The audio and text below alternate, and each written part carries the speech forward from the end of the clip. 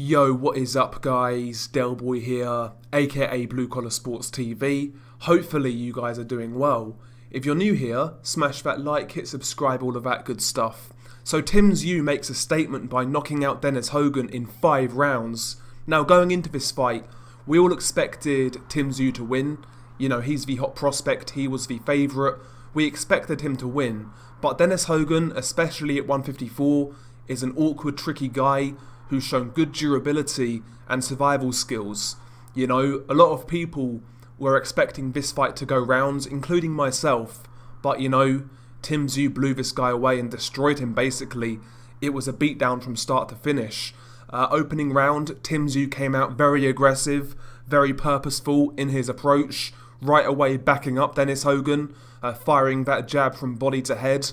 In the first round, you know, Tszyu was a little overexcited. He was swinging quite wildly at times, trying to take Dennis Hogan's head off. Nevertheless, he landed some real good shots in round 1 and clearly won the round. After the first round, Tszyu settled down a bit. He was keeping a better shape and he was pressuring Dennis Hogan behind his jab, and he was picking some more accurate shots after the first round.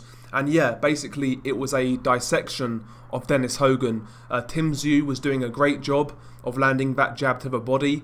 When you're heavy-handed like Tszyu and you're facing a mover, obviously we know bodywork is a great way to slow down a mover, but a lot of people always neglect the jab. Tszyu's jab to the body in this fight was very good, stabbing to the solar plexus of Dennis Hogan, taking the wind out of him. And, you know, Tszyu was landing some good right hands to body and head. And, you know, he was taking apart Tszyu. And as the fight went on, Dennis Hogan was just sustaining more and more punishment. Occasionally, he'd throw the odd jab here and there, and he was catching Tszyu sometimes with his right hand, but nothing to really make Tszyu think about anything. You know, Dennis Hogan is not a big puncher, and he never got Tszyu's respect in this fight. But yeah, as the rounds went on, you know, Tim was getting more aggressive, landing heavier shots. He buzzed Dennis Hogan quite badly towards the end of the 4th round, and at that point you could tell that the writing was on the wall. Round 5 was where this fight ended. Tszyu caught Dennis Hogan with a real nice left uppercut, which dropped Dennis Hogan quite badly hurt, flush on the chin. Dennis Hogan does beat the count. He tries his best to continue, but you know, Tszyu just basically swarms him, lands some hard shots, and the referee waved it off, and rightly so. All in all, a real good performance by Tszyu.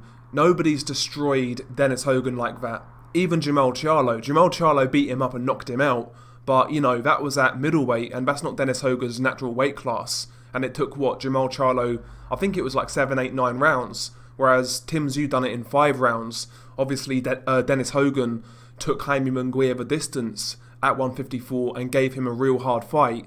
He took Jack Colkai the distance at 154. So when you compare Tszyu's performance with other guys who have beaten Dennis Hogan, you can certainly argue that Tszyu did the best job.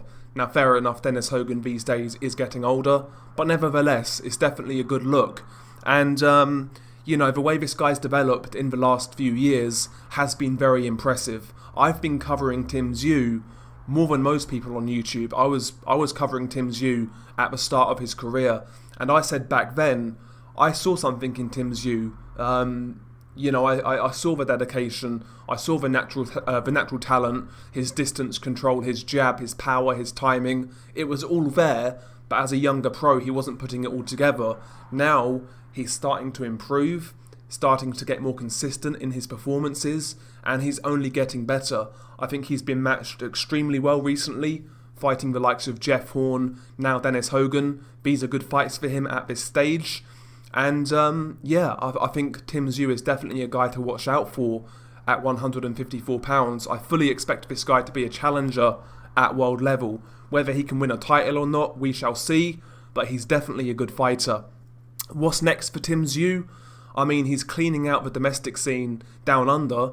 I mean, I wouldn't mind seeing a fight with Michael Zarafa for Tszyu. I know right now it's kind of hard to get outside of Australia due to the restrictions. If he can't get out of Australia, then I think Michael Zarafa would be a good opponent for Tszyu. And maybe after Michael Zarafa, Tszyu could fight the winner of Liam Smith versus Magomed Kurbanov.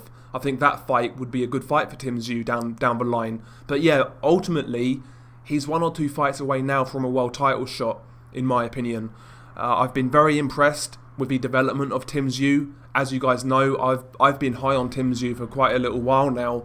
So yeah, it's good to see this guy's career develop in front of me, and he's doing some good things, man. So yeah, big up to Tszyu. You know, he's a striking resemblance of his father, and I don't mean in terms of looks, but in terms of how he fights. The poise, the calmness, the composure, the distance control, the jab, you know, the right hand. He's very reminiscent of his father. Not quite as powerful, but, you know, he's developing into a real good fighter. But, yeah, share your thoughts below. What did you make of Tszyu's performance? How do you rate him? And where does he go next? Share your thoughts below. It's been your guy Delboy. Peace.